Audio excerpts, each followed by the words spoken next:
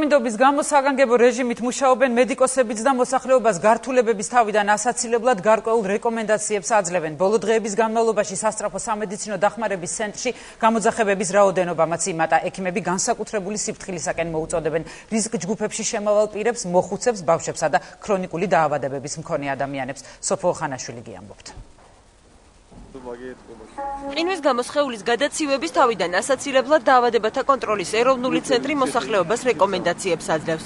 სპეციალისტები მოყინვისგან დაცვის მიზნით თბილად ჩაცმას და ბევრი სითხის მიღებას გვირჩევენ, რადგანაც ძლიერი ყინვის დროს სიცხის მსგავსად ორგანიზმის სითხისგან იცლება. მედიკოსები ალკოჰოლის ჭარბი რაოდენობის მიღებისგან თავის შეკავების რეკომენდაციასაც იძლევიან, რადგანაც ალკოჰოლის სხეულიდან სითბოს გამოყოფას უწყობს ხელს, რაც გაყინვის რისკებს ზრდის. ჯობია რამდენიმე ფენა თხელი ტანსაცმლის ჩაცმა, ვიდრე ერთი და უფრო სქელი ფენა, ეს უფრო იცავს სიცივისგან.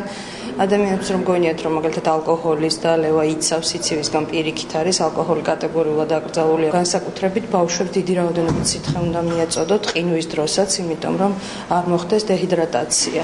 თითოეულობის გამო საგანგებო რეჟიმში მუშაობენ სპეციალური სამსახურების სასწრაფო სამედიცინო დახმარების ცენტრში გამოძახებების რაოდენობა საგრძნობლად იმატა. გაიზარდა როგორც ტრავმების, ასევე ვირუსული დაავადებით ინფიცირებულთა რიცხვიც. მოიმატა როგორც ტრავმებთან, ასევე გაციებასთან დაკავშირებულმა გამოძახებებმა. სასწრაფო სამედიცინო დახმარების ცენტრი მობილიზებულია მთლიანად. 1 თებერვლიდან ჩვენს ბრიგადებს დაემატა კიდევ 10 ახალი ბრიგადა, ასე რომ დღეს თბილის ემსახურება 80 ბრიგადა. მობილიზებულია ყველა სამედიცინო დაწესებულება. ჯანდაცვის მინისტრის განმარტებით თითოეულობის გამო რეგიონებში გართულებულია სამედიცინო დახმარების გადაადგილება, თუმცა ბრიგადები დანიშნულების ადგილამდე მაინც მიდიან. რაც შეეხება მაღალმთიან რეგიონებში მიუვალ ადგილებს, ანდრია ურუშაძის თქმით, აქ განსაკუთრებით მნიშვნელოვანია სოფლის ექიმის როლი.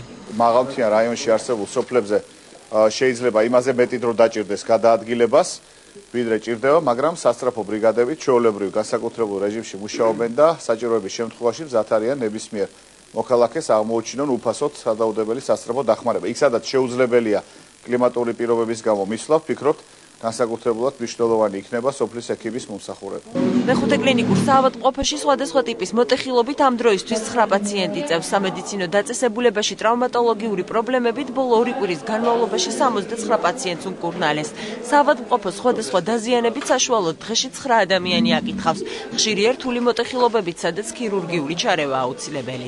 დაახლოებით 10 პაციენტიდან 2 სჭირდება ოპერაციული მკურნალობა, ძირითადად არის ბარძაყის ყელის მოტეხილობები, აი ამ შემთხვევაში გაკეთებულია ტოტალური ენდოპროტეზირება, არის წინამხრიზვლების მოტეხილობა, სახისვლების დაზიანებები. განსაკუთრებით მოხუცებმა მოერიდონ გარეთ გამოსვლას ამ პერიოდში, როდესაც მოყინულია გზები, ჩაიცვან კარგი მოჭიდების ფეხსაცმელი და ტრავმის მიღების შემთხვევაში აუცილებლად მიართოთ სამედიცინო დაწესებულებას. ამ დროისთვის არსებული მონაცემებით უამინდობის გამო ტრავმატოლოგიური დაზიანებები 188 მოქალაქემ მიიღო. იმის გათვალისწინებით, რომ ტემპერატურა მთელი ქვეყნის მასშტაბით კიდევ დაეცემა, მედიკოსები მოსახლეობას სიფრთხილისკენ მოუწოდებენ და რეკომენდაციების შესრულებას ურჩევენ. ეს იყო მოამბის მთავარი თემების მხოლოდ პირველი ნაწილი. რატომ